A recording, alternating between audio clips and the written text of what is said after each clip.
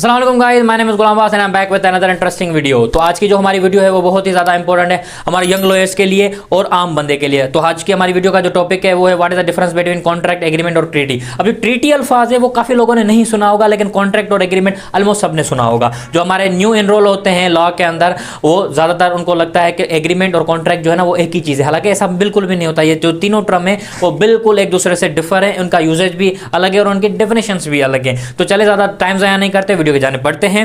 तो अगर आप इस चैनल पे न्यू है तो प्लीज लाइक कर दे, सब्सक्राइब कर दे, शेयर कर दे और बेल के आइकन को जरूर दबा दे। मैंने पहले भी दो प्लेलिस्ट बना ली हैं, आप प्लीज जाकर उनको चेकआउट करें। एक बेसिक लॉ सीरीज, ठीक है ना, और दूसरी लीगल टर्म्स ऑफ लॉ की, ठीक है ना। तो चले मजीद टाइम ज़ाया नहीं करते हैं, वीडियो के जाने पड़ते हैं। अब सबसे पहले हमारे पास जो टर्म आता है वो आता है हमारा एग्रीमेंट। अब एग्रीमेंट हमारे कौन से होते हैं? एग्रीमेंट क्या है?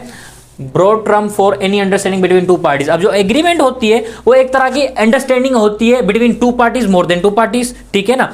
एक तरह की अंडरस्टैंडिंग होती है दो पार्टीज के बीच में या दो से मजीद पार्टीज के बीच में, ठीक है ना। अब दूसरी पॉइंट हमें क्या बता रही है? एग्रीमेंट में और may not be legally binding. अब जो एग्रीमेंट है वो लीगली बाइंड भी हो सकती है और नहीं भी हो सकती है। लीगली बाइंड तब होगी जब वो लॉ को फुलफिल करेगी, ठीक है ना। उसके अंदर जो भी शर्तें शरायत लिखी हुई होंगी वो अकॉर्डिंग टू लॉ होगी, तभी वो जो है ना लीगली बाइंड होगी, वरना वो लीगली बाइंड नहीं होगी। अब जो तीसरी पॉइंट है एग्रीमेंट की वो क्या है? कैन बी वर्बल और रिटन। एग्रीमेंट हमारे मुंह ज़बानी भी हो सकती है और लिखत में भी हो सकती है, ठीक है ना।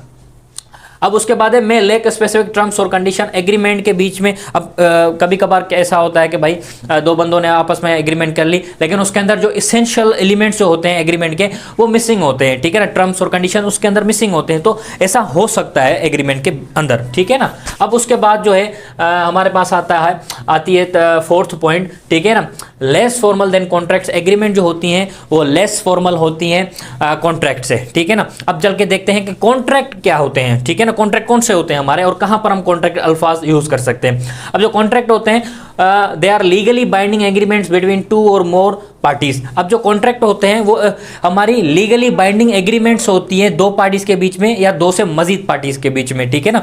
जब कोई एग्रीमेंट बनाता है बंदा, दो पार्टीज आपस में एग्रीमेंट बनाएंगी, अगर वो एग्रीमेंट जो है वो लॉ के ऊपर खड़ी उतरती है, ठीक है, मींस अगर वो लॉ को फॉलो करती है, उसके अंदर जो भी शर्तें शरायत लिखी हुई हैं वो अकॉर्डिंग विथ लॉ है, तो वो क्या हो जाएगा? हमारा कॉन्ट्रैक्ट बन जाएगा, ठीक है ना। अब दूसरी पॉइंट देखते हैं कॉन्ट्रैक्ट की क्या है? एनफोर्सेबल इन कोर्ट्स, ठीक है ना। हमारे जो कॉन्ट्रैक्ट होते हैं उनको हम कोर्ट के अंदर एनफोर्स करवा सकते हैं, ठीक है। एग्रीमेंट्स को हम नहीं करवा सकते, ठीक है ना, उन एग्रीमेंट्स को जो लॉ को फुलफिल नहीं करती या उसके अंदर कोई इलीगल चीजें लिखी हुई होती हैं, ठीक है ना। अब उसके बाद कॉन्ट्रैक्ट की जो है ना specific terms, conditions and obligations. अब कॉन्ट्रैक्ट के अंदर हमारे स्पेसिफिक टर्म्स होंगे, हमारी कंडीशंस होंगी और ऑब्लिगेशंस होंगी। मींस कॉन्ट्रैक्ट के अंदर सारे एसेंशियल जो है ना शर्तें शरायत लिखी हुई होंगी, ठीक है ना, अकॉर्डिंग विथ लॉ, ठीक है ना।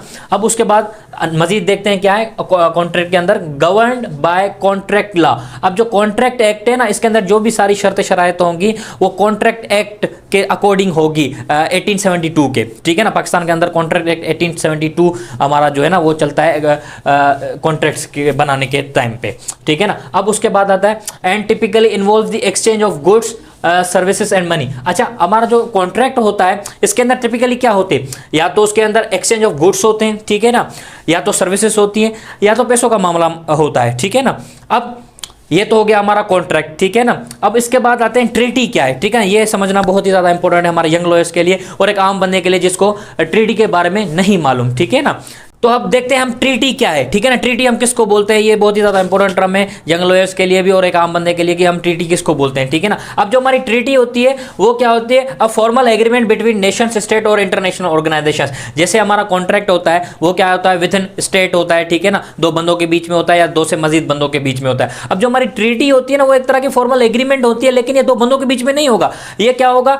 दो या दो से मजीद नेशंस के बीच में होगा, स्टेट्स के बीच में होगा या इंटरनेशनल ऑर्गेनाइजेशंस के बीच में होगा, ठीक है ना। अब इंटरनेशनल ऑर्गेनाइजेशन से मुराद क्या होती है? जैसे हमारी यूएनओ हो गई, ठीक है ना, डब्ल्यूएचओ हो गई, ठीक है ना, ये हमारी इंटरनेशनल ऑर्गेनाइजेशंस होती हैं, ठीक है। अब दूसरी पॉइंट देखते हैं ट्रीटी की क्या है? रेगुलेट्स इंटरनेशनल रिलेशंस, ट्रेड और सिक्योरिटी। अब ट्रीटी हम बनाते क्यों है? क्योंकि हमने क्या होता है रेगुलेट करने होते हैं हमारे रिलेशंस, ठीक है ना, एक स्टेट के दूसरी स्टेट के साथ, ठीक है ना।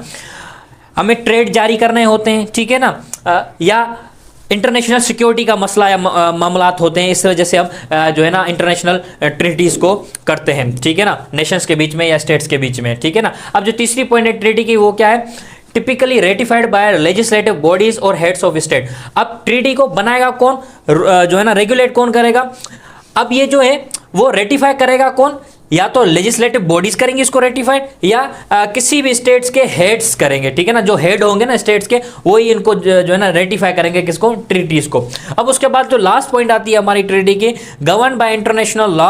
अब ट्रीटी जो है वो इंटरनेशनल लॉ के मुताबिक ही बना सकते हैं। जैसे मैंने जिक्र किया था कि भाई कॉन्ट्रैक्ट एक्ट जो है पाकिस्तान के अंदर हमने अगर करना है, कॉन्ट्रैक्ट अगर बनानी है तो हम क्या करेंगे, रूल्स फॉलो करेंगे किसके, कॉन्ट्रैक्ट एक्ट ऑफ 1872 के, ठीक है ना। इसी तरह जो है ना ट्रीटी जो है ना गवर्न करेगी इंटरनेशनल लॉ के through and enforceable through diplomacy and international courts.